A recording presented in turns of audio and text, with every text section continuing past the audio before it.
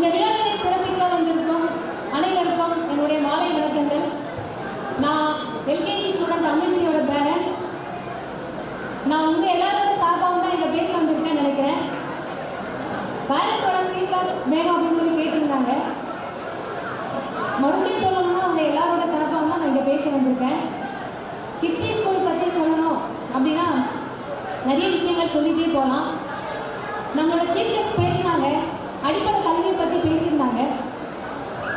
கிட்டத்தட்ட உண்மை அப்படின்னு சொல்கிறத விட அங்கே நடக்கிறது அதுதான் அப்படின்னு நான் சொல்லுவேன். ஏன்னா பேஸ் வந்து ஸ்ட்ராங்காக இருந்தால் தான் பில்டிங் ஸ்ட்ராங் ஆகும் அப்படின்னு நம்ம எல்லாமே கேள்விப்பட்டிருக்கோம். அந்த பேசிக் தான் அங்கே வந்து கிடைக்கிறாங்க அப்படின்னு நான் நினைக்கிறேன். ஏன்னா கிட்ஸியோட ஒவ்வொரு விஷயங்களும் வந்து பார்த்திங்கன்னா ரொம்ப நம்ம யோசிக்க வைக்கிறதாகவும் நம்மளை மாற்றிக்கக்கூடியதாகவும் நாம் இன்னும் எவ்வளோ கவனமாக இருக்கணும், பசங்களை எவ்வளோ கவனிக்கணும் அப்படின்றத நான் தெரிஞ்சுக்கிட்டேன். காலையில் ஆரம்பிக்கிறதுலேருந்து பசங்களை வந்து வீட்டுக்கு அனுப்புகிற வரைக்குமே கிட்ஸியோட ஒவ்வொரு விஷயத்தையுமே நம்ம இங்கே சொல்லணும்னு நினைக்கிறேன். நம்ம சீஃப் கெஸ்ட் பேசினாங்க, அவங்களோட பையன் இங்கே தான் படித்தாங்க, என் பையன் தைரியமாக பேசுகிறான், தைரியமாக இருக்கான், எல்லாத்தையுமே ஃபுல்லாக ஃபேஸ் பண்ணுறான் அப்படின்ட்டு. கண்டிப்பாக அந்த வார்த்தை உண்மைன்றது தான் நான் சொல்லுவேன். ஏன்னா என்னோட குழந்தைகிட்ட அந்த சேஞ்சஸ் எல்லாத்தையுமே நான் பார்க்குறேன். ஏன்னா இன்னைக்கு வந்து நான் வந்து 6th ஸ்டாண்டர்ட் படிக்கும் போது தான் ஒரு ப்ரேயரில் பேசக்கூடிய வாழ்க்கையை எனக்கு கிடைச்சிது. ஆனால் இன்னைக்கு எல்கேஜி ஸ்டூடெண்ட், ப்ரீகேஜி ஸ்டூடெண்ட் வரைக்கும் ஒரு ப்ரேயரில் திருக்குறள் சொல்கிறதுன்றது சாதாரண விஷயம் கிடையாது. அந்த ஸ்டேஜ்லேயே அங்கேயே உடைப்படுத்து தான் நான் நினைக்கிறேன். அது மட்டும் இல்லாமல் குழந்தைங்களோட ஒவ்வொரு விஷயத்துலையுமே வந்து கிட்ஸி வந்து ரொம்ப கவனமாக இருக்காங்க அப்படின்னு தான் நான் சொல்ல முடியும். எல்லாருமே சொல்லுவோம் கிட்ஸி ப்ளே ஸ்கூல் அப்படின்னு. ஆனால் நான் கிட்ஸி வந்து நாலேஜ் பவர்ஃபுல் அப்படின்னு தான் நான் சொல்லுவேன். ஏன்னா நம்ம எல்லாருமே நம்மளோட குழந்தைங்கக்கிட்ட எல்லா விஷயத்தையும் நம்ம பார்த்துட்டு இருக்கோம். நம்ம குழந்தைங்களோட ஒவ்வொரு விஷயத்தையுமே நம்ம கவனித்து பார்த்தா தெரியும். மேடம் சொல்கிற மாதிரி நம்ம நிறைய குழந்தைங்களோட டைம் ஸ்பெண்ட் பண்ணணும் அப்படின்னு தான் நான் நினைக்கிறேன். ஏன்னா நான் வந்து கற்றுக்கிட்டது அதுதான். ஒரு ப்ரேயரில் ஸ்டார்ட் பண்ணுற விஷயம் எங்கே போய் முடியுது, கிளாஸில் டீச் பண்ணுற விஷயம் எங்கெல்லாம் வந்து பிள்ளைங்க அப்ளை பண்ணுறாங்கன்றதை நான் தெரிஞ்சுக்கிட்டேன்.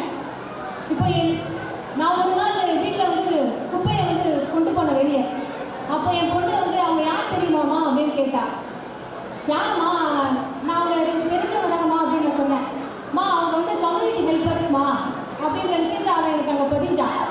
அப்போ நான் புக்கை எடுத்து சொல்லி கொடுக்கும் போது தான் தெரியுது கம்யூனிட்டி ஹெல்பர்ஸ் அப்படின்ற ஒரு டாபிக் அந்த புக்கில் இருக்குது அப்படின்றது.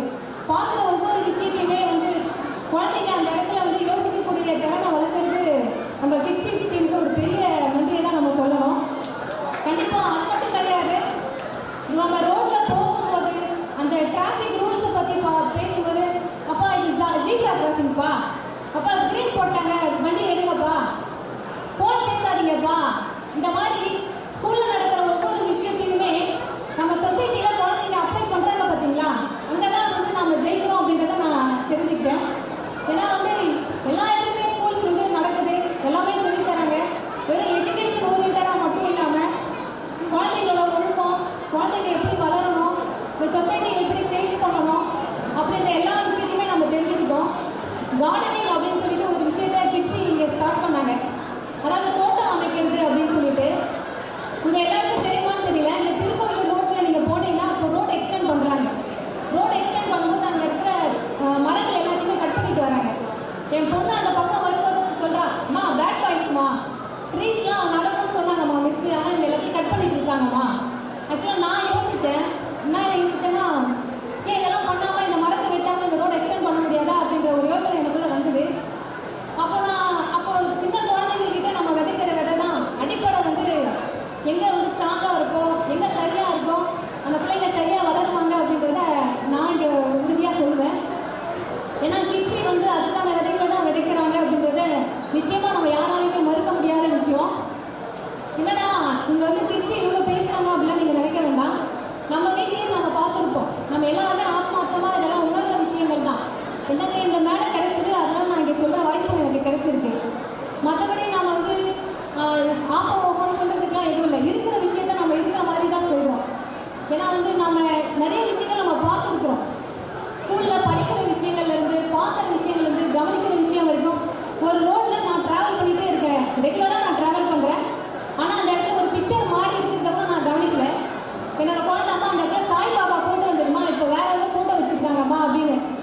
அந்த லிசனிங்ன்றது எங்கே ஸ்டார்ட் ஆகுது அப்படின்றத நான் தெரிஞ்சுக்கிட்டேன்.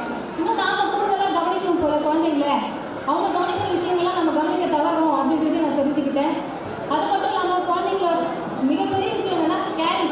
நிறைய கேரிங் இருக்குது ஸ்கூலில். ஒரு குழந்தைய நம்ம வந்து மற்ற ஸ்கூல்ஸாக இருந்து நம்ம விட்டு போயிட்டு நாம அடிக்கடி என்னாச்சு ஏதாச்சு அப்படின்னு கேட்டுக்கிட்டே இருப்போம். ஆனால் மிஸ் வந்து உங்கள் பையன் சரியாக சாப்பிடல, உங்கள் பொண்ணு சரியாக இன்னைக்கு டல்லாக இருக்கா, என்னன்னு கேளுங்க அப்படின்னு சொல்லி அனுப்புவாங்க. அந்த ஃபுட் டைம் டேபிள் இருக்குது பார்த்தீங்களா, நிச்சயமாக எந்த ஸ்கூலுமே நான் பார்த்ததில்லை. அந்த மாதிரி குழந்தைங்களோட நலனுக்காக ஃபுட் டைம் டேபிளை ப்ரிப்பேர் பண்ணி இந்த ஸ்நாக்ஸ் தான் கொடுக்கணும், ஏதோ தானும் ஸ்நாக்ஸை கொடுக்கக்கூடாது அப்படின்ற மாதிரி நிறைய விஷயங்கள் நமக்கு முன்னுதாரணமாக நம்ம கிட்ஸி நமக்கு பேரண்ட்ஸுக்கு சொல்கிறாங்க. பேரண்ட்ஸ் கவனிக்க தவிர நிறைய விஷயங்களை நமக்கு டீச்சர்ஸ் வந்து இங்கே சொல்லியிருக்காங்க. ஏன்னா நிறைய பேர் நம்ம சொல்லுவோம், ஒரு அவசர உலகத்தில் நம்ம இருக்கிறதுனால நம்மளே நம்ம வந்து நிறைய குழந்தைங்களுக்கு கவனிக்க தவறி இருக்கிறோம். அந்த மாதிரி விஷயங்களை ஒரு மீட்டிங் மற்ற ஸ்கூல்ஸில் எப்படி இருக்குன்னு எனக்கு தெரியல. நான் இங்கே வந்து ஒரு ரெக்வஸ்டாகவே ஒரு பேரண்ட்ஸ் மீட்டிங்கில் வச்சுருந்தேன். நாங்கள் யூபிஜியோட நிறுத்திடாதீங்க, ஸ்கூலை டெவலப் பண்ணுங்க, ஏன்னா எங்களுக்கு இன்னும் வந்து தேவை, பசங்களை வந்து நாங்கள் எப்படி விடணும் அப்படின்னு ஆசைப்படுறோம் அப்படின்ட்டு நான் சரண்யா மேம் கிட்ட சொல்லிட்டு போயிருந்தேன். மேம் நான் பேசுகிறேன் மேடம் கிட்ட அப்படின்னு சொல்லியிருந்தாங்க. அதே தான் நான் இங்கேயும் சொல்கிறேன். இந்த மேடையை நான் ஒரு வாய்ப்பாக பயன்படுத்திட்டு மேம்க்கு அதை நான் இன்ஃபார்ம் பண்ணுறேன். ஏன்னா வந்து நிறைய விதைகளை விதைக்கும் போது தான் அது நிறையா பரவும். அந்த மாதிரி இங்கே விதைக்கிற விதைகள் பெரிய விருட்சமாக வளரும் அப்படின்றதுல எந்த மாற்று கருத்தும் இல்லை. உங்கள் எல்லாரும் சார்பாகவும் இந்த வாய்ப்பை எனக்கு கொடுத்த கிட்ஸி டீமுக்கு நான் மிகப்பெரிய நன்றி சொல்லிக்கிறேன். Thank you very much.